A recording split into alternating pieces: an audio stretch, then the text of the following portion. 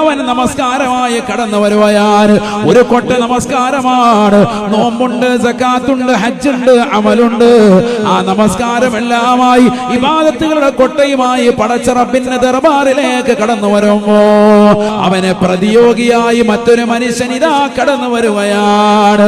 അവന് വിളിച്ചു പറയുകയാണ്, ഈ വിക്റ് ചൊല്ലിക്കൊണ്ട് വന്നതായി മനുഷ്യൻ ഫനായി ഫസാദ് പറഞ്ഞുകൊണ്ട് നടന്നവനാണ്, എന്നെ ചീത്ത വിളിച്ചവനാണ്, എന്റെ അഭിമാനത്തിന് ശതം വരുത്തിയവനാണ്, ഇന്നാലിന്ന വ്യക്തികളെ കൊലപ്പെടുത്തിയവനാണ്. ഇവനെ നീ സ്വർഗത്തിലേക്ക് പറഞ്ഞയക്കല്ല അല്ലാ.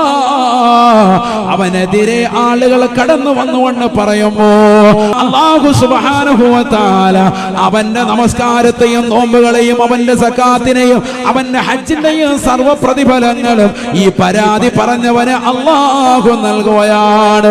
എത്ര നൽകിയിട്ടും തീരുന്നില്ല എന്ന് കണ്ടപ്പോൾ ആരാണോ ഇവന്റെ മേൽ പരാതി പറഞ്ഞത്, ആ പരാതി പറഞ്ഞവന്റെ സർവ്വ തെറ്റുകുറ്റങ്ങളും അല്ലാഹു അവന്റെ മേൽ ചുമത്തുമത്രേ.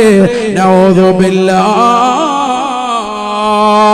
അല്ലാഹുവിന്റെ റസൂൽ പറയുകയാണ്, അത് കാരണമായി നരകത്തിലേക്ക് എറിയപ്പെടുകയാണ്.